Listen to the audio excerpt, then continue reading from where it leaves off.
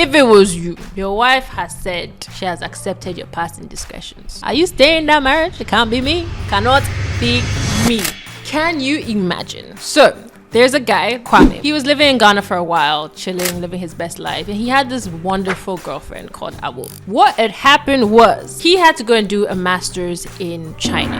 And honestly, that was working out well for him. He decided he'd do his master's, come back to Ghana, get married, live his best life. And then things happen. He goes to China. He's doing his master's. He's working out. He's brilliant. Things are happening for him. You know, the abroad air was working. It was doing what it was supposed to be doing. He was making some small coins on the side. And then he decided that all this fame and attention and money and abroad that he's enjoying, he wants to see the other side.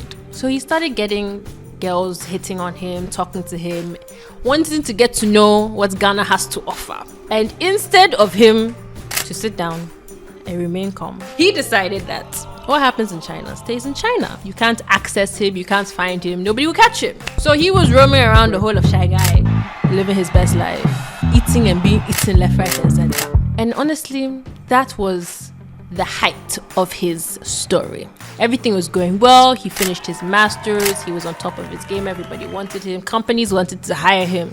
But he said, you know what? Let me go back home. Please note, I was still there. She was being the good girlfriend, telling everybody, my man's in China, my man's in China. So he finishes his trip in China. He's come back. The money's come back. He's looking. Comes back. He says, okay, as I am on my way back, I have a woman at home. Let me lock it down. You know, what's happened in China doesn't exist no more. It's China's fault. Doesn't exist no more. So he proceeds to, on his way back, get a ring. He wants to propose. He wants to settle down. He wants to do right by his promises before he left.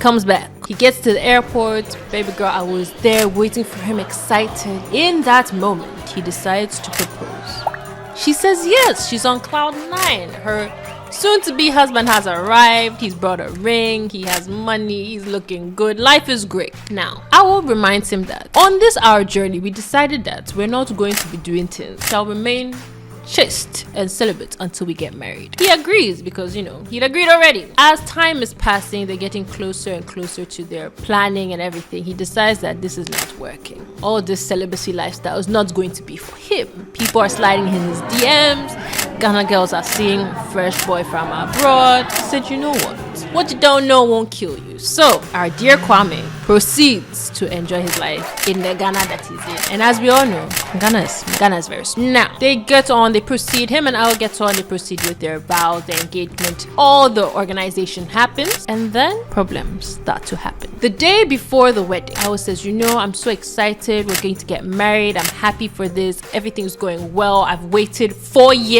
good years of my life. We've been together for 5 years. Things are going well. I'm happy. D-Day is tomorrow. He too is very happy. He's minding his business. Now, he proceeds to take a moment for himself, go to the bathroom, reflect on his life choices and say, you know what? I'm about to be a married man. This is the turning point in my life. And then he suddenly gets cling, cling, cling, cling. I was texting him screenshots upon screenshots upon pictures upon screenshots upon pictures of all the chats he's had with all the Ghana girls and all the things they were doing. All the messages, all the videos, all the pictures, all of it. Awo has sent it to him. So now he hides in his bathroom for 30 good minutes because where is he going to go? Awo is outside in the hall waiting patiently. She sent all of this to him. So he then proceeds to think about his plan. What's he going to do? How is he going to bed? How is he going to get out of this? This is only the Ghana girls. He finishes all of that. He gets out and goes, look, he goes on his knees. He starts to beg. Awo, please, I'm sorry. I will not do again. I cannot. It's not for me. It's not my fault. I apologize. I will never do this again. I will never hurt you. And Awo, in all grace and kindness, says, you know what? It's fine. Don't worry. We are going to get married tomorrow.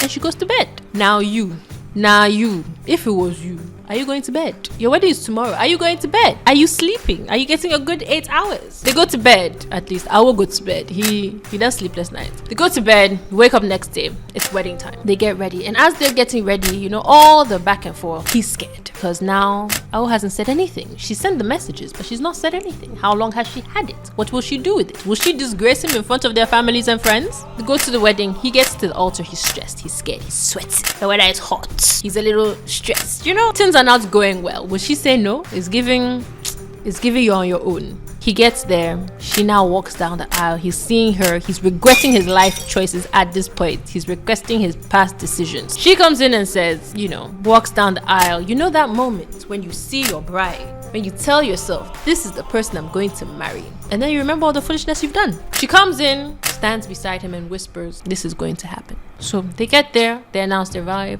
They're declared man and wife. Everything goes well. At this point, Kwame is like, hey, I've dodged the bullet. I am safe. She's a forgiving woman. I've married the right person. Everything's going well. What is going inside our head, we don't know. But she has accepted. She has said it's okay. We are married now. Man and wife. Everything goes well. The wedding day ends. It's now the wedding night. Things are now about to happen because you've been waiting for this woman since you started dating her. Now she says she's forgiven you for all your past indecency. What are you doing? He goes, freshens up, gets ready to diggy. He comes back to meet her, fully dressed and bags packed. What do you do? She says, oh, well, I am going. You have gone to do jiggy jiggy outside. So now that we are married, me too, I'm going to go and do jiggy jiggy outside. I have somebody in mind, the ex you don't like, the one that you feel is going to take me away. That's where I'm going. Obviously, Kwame is vexed. He wants to fight. She says, however, when you did your foolishness and you did not think about me, I was sitting here minding my business. Now that I have forgiven it, let me go and do my foolishness and you two, you can't complain. She takes her bags and walks out. Obviously, what's Kwame doing? He's stressed. He's even more stressed than the first time because now it's worse than it was. He doesn't know what to do. He doesn't know who to call. Picks up his phone, calls Ben. Ben is his boy. Ben is going to get him out of this situation. Ben knows what to do. He heads to Ben's house and says, look, Ben, my life has fallen inside the water, my plans, everything. I did foolishness. I am sorry. I need to get my woman back. She says she's going to sleep with from the past and I don't know what to do. Kwame has reached the point of tears. Tears, I tell you, tears. He has lost everything he held dear, supposedly, in his life. His woman has walked out on him on their wedding night. After he's finished all the crying and the lamentation, Ben tells him, my guy, I get your point and you F up, but I was here. And she walks out, just like that. She walks out of the house and says, look, I wasn't going to do anything, but I wanted you to see how it feels. I wanted you to understand what I have been through and what I have felt. You need to understand what it would be like to be on the other side. But he says, I haven't gone anywhere. I've not cheated on you. I've not slept with anybody. I'm still married to you, and to you, I will stay married too. So you know what? It's a happy ending. They both go back home. And that is all she wrote. Now, if it was you, your wife has said she has accepted your past indiscretions. Are you staying in that marriage? It can't be me. Cannot be me. I am running for my life. But Kwame and Awo, this is the start of their marriage. You can find more stories like this on nanasempa.com, and I'll catch you in the next video.